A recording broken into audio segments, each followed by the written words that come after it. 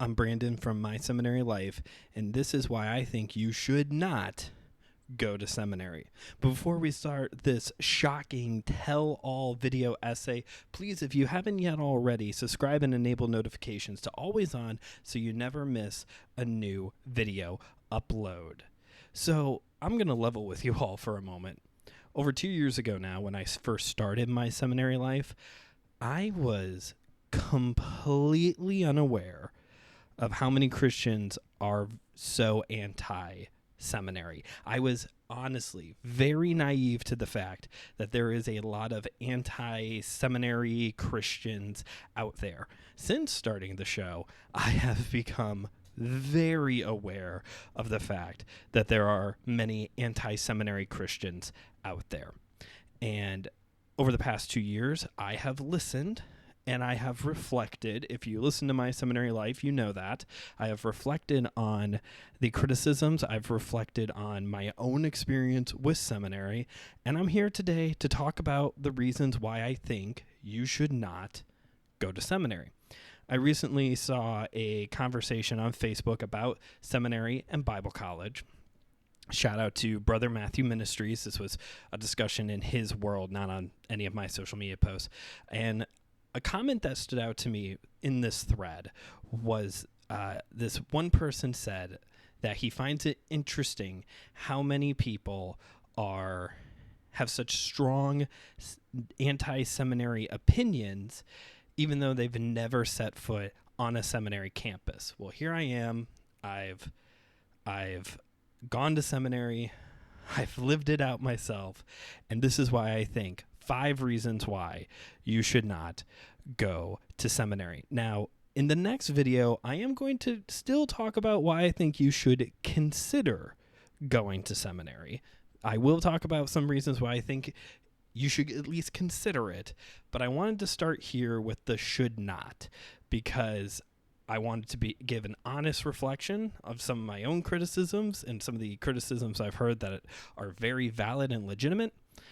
Plus, if I would have started with the other video of why I think you should consider going to seminary, there would have been a lot of people in the comments saying how I'm institutionalized and a cog in the machine and all this stuff, and I just want to make sure people don't complain.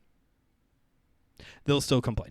But we're going to do this video first regardless, so that way I can do the subject justice and be honest. 5 reasons why I think you should not go to seminary. Reason number 1. This is all just one big construct that has very little biblical support to it.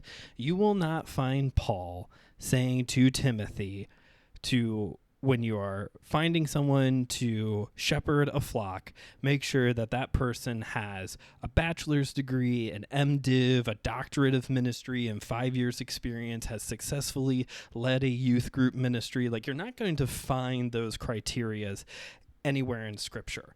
This is all one giant construct that we have accepted.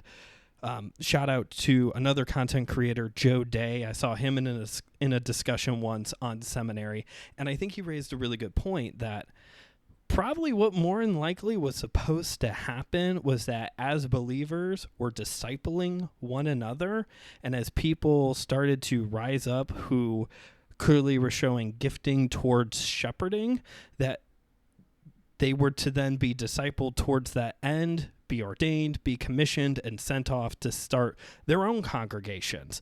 Like, it's probably more than likely the church and the body of believers' responsibility to train and equip believers to then go be shepherds, not the educational institutions. Which takes us to reason number 2 why I think you should not go to seminary, and it's this: the classroom is not equal to discipleship. I am speaking very broadly with most of these criticisms. So you may be watching this and you've gone to Bible college or seminary and you're thinking to yourself, well, I actually was in a very discipleship-oriented institution. And that's fine. That's really good, actually. I would say in my own experience, my Bible college experience was very discipleship focused. My seminary experience, very little. Almost no discipleship was involved in my seminary process. But the classroom, as much as I like the educational environment, is not equal to discipleship. Probably what it should really look like, rather than students gathering together to talk about, or gathering together to sit and listen to a professor lecture on a topic for a period of time. What it probably should look more like is a group of potential shepherds being discipled intentionally, living with even, or at least spending the majority of the day with, a shepherd, a pastor, or even a professor to pray, study scripture, ask questions, dialogue about stuff in a more open-framed environment rather than just in a classroom. Again, even to the extent of potentially living with the person to be discipled and trained up to take on the shepherding role, with also already having involvement in ministry with a body of believers. Like, that's probably more along the lines of what this is supposed to look like, rather than showing up at 8 a.m. for Greek 1. Which takes us to reason number 3. Reason number 3 why I think you should not go to seminary is because, still on this educational side of things, the curriculum has a very narrow focus to it. Now, there's a reason why it has a very narrow focus to it, and I'm going to talk about that more in the next video. But if you thought seminary was this environment where people are getting a very robust, very well-rounded education on all the various different perspectives on theology and doctrine, on the almost 2,000 years worth of Christian thought and writings, yeah, broadly speaking, you are expecting too much. That's not usually what happens. You might get some views that are different from what you would expect to believe, but typically professors teach to a specific end, that you are going to agree with them on this specific subject, that this is the punchline, this is the conclusion that we are to come to, not these other perspectives over here, but this one in particular. And this creates this weird tension that, again, because this is more academic rather than discipleship focused, the professors you're being encouraged to believe a certain way rather than choosing for yourself what you are to believe, what you want to believe, what you think is what the Bible is saying. Again, there is a reason why the curriculum is narrowed, but this then excludes years, 2,000 years worth of Christian thought. And yes, not all of it is orthodox. Some of it is heresy. But we need to know these things. A lot of it we do need to know, because many of these things still come up. They just might look a little bit different. Which takes us to number 4, the fourth reason why I think you should not go to seminary. And it is because it may not be as intellectual as you really think it is. There is a stereotype about seminary that I truly think, it's a critique that I really do think is actually more of a stereotype, an assumption about seminary. And I'm going to speak to this assumption in both videos, but for here, it's this idea that people who go to seminary are just book smart. They only know a lot of stuff. They're not practically focused. And if you are in an academic environment and you're not all about the academic environment and you are more practically application minded, then yeah, you're going to not like seminary. But it's not as intellectual as you may think it is. You would think when you gather a bunch of people together, some of them who have been in ministry as pastors or other vocational ministry positions for years, decades even, and you give them a topic to talk about, it's going to be this high and lofty answers and conversation, where in reality, I've been in a number of these conversations with people like I just described who have been in ministry a long time, and the conversation ends up being very children's Sunday school, very shallow, very, very surface level. And it's frustrating to me because a lot of times I come into this with this expectation of like, oh man, this assignment was really good. I saw all these really, these jewels, these deep truths that I want to talk about, and everyone's like way up here on the surface level and trying to bring them down to like, okay, but what about all this stuff down here? You kind of get this why are we, what type of response. Again, all very broad.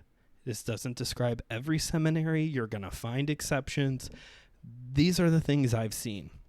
Number 5, fifth and finally, speaking very mundanely, it's stupid expensive. Seminary is stupid expensive. Higher education is stupid expensive. And when you're going into a career field, because that's what it usually turns into, if you're going into a career and you're starting out thousands of dollars already in debt, already backed into a corner, already backed into a wall on your back foot, this can be a very discouraging environment to be in. I have gotten a lot of help. I've gotten a lot of scholarships and grants and had a lot of great people in my life, thankfully, very thankful for this, who have been willing to pay and help me through college and seminary. But if I were to take tuition, room and board, and textbooks into consideration, like if I'm just going to pay this out of pocket with no grants, scholarships, or help, I would estimate that my education has cost anywhere between $150,000 to $175,000. And again, speaking very mundanely, the financial return on investment, I'm a stay-at-home dad with a podcast that makes less than $5 a month. Like, I'm never, or it's going to be a very long time before I get that return financially.